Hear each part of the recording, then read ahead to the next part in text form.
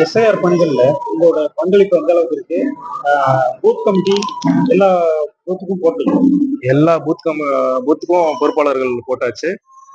இப்ப வந்து எங்கன்னா ஒவ்வொரு பூத் வாரியா யார் யார் பேர் விடுபட்டு இருக்கோ அவங்களுக்குலாம் பூத் அந்த பொறுப்பாளர்களுக்கு கொடுக்கப்பட்டு அவங்க வந்து அந்த அவங்களுக்கு உட்பட்ட வீடுகளுக்கு வீடு வீடாக சென்று யார் யார் பேர் விடுபட்டு இருக்கோ அவங்க பேரெல்லாம் இந்த உரிய ஃபார்ம் ஃபில் பண்ணி அனைத்து முயற்சிகளையும் நாங்க எடுக்கிறதுக்கான உத்தரவு வந்து தலைமையில இருந்து இருக்கு.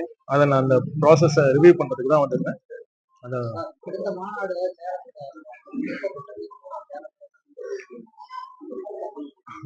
அடுத்த மக்கள் சந்திப்பு நிகழ்ச்சி வந்து எங்களால அதிகாரப்பூர்வமான அறிவிப்பு வரும்.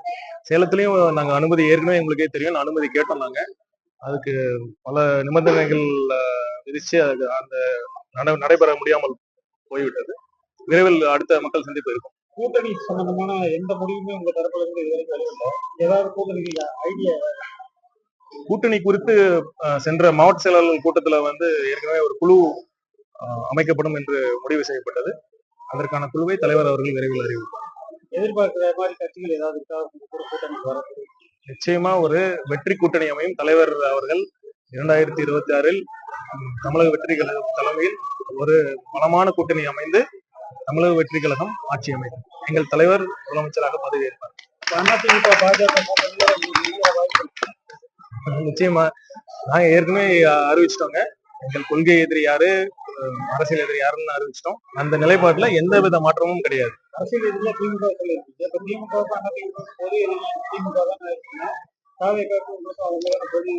கூட்டணி குறித்து ஏற்கனவே நிறைய வாட்டி சொல்லிட்டோங்க. தலைமை எங்கள் தமிழக வெற்றி கழகத்தின் தலைமை ஏற்று வரும் கட்சிகளை நாங்கள் அரவணைப்போம். எங்கள் தலைவர் அவர்களை முதலமைச்சராக ஏற்கும் அனைத்து கட்சியும் இந்த திமுக பாஜகவை தவிர யார் வந்தாலும் அரவணைக்கும். இப்ப காங்கிரஸ் தரப்புல இருந்து தாவேக்கால பேச்சுவார்த்தை நடக்குன்னு சொல்றாங்க. அது எந்த அளவுக்கு அது செயல்முறை? உரிய நேரத்தில் அதற்கான அறிவிப்பு வரும்.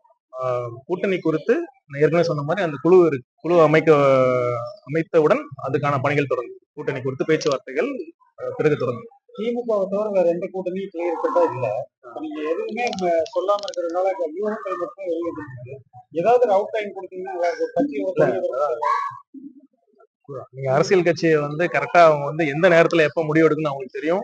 கண்டிப்பா தேர்தல் வரதுக்கு இன்னும் 3 மாசம் இருக்கு. இந்த உரிய நேரத்துல அவங்க அரசியல் கட்சிகள் வந்து அவங்களுக்கான முடிவு எடுப்பாங்க.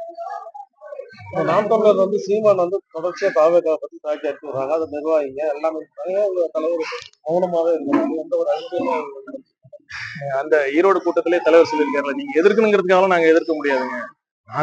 நாங்க யாரை எதிர்க்கணுங்கிறது எங்களுக்கு, அதனால அதை பத்தி நான் கருத்து சொல்ல விரும்பலைங்க. பிளே ஸ்டோர் மற்றும் ஆப் ஸ்டோரில் இருந்து பாலிமர் செயலியை QR கோடு மூலம் பதிவிறக்கம் செய்யுங்கள். செய்திகளை உடனுக்குடன் பெறுங்கள்.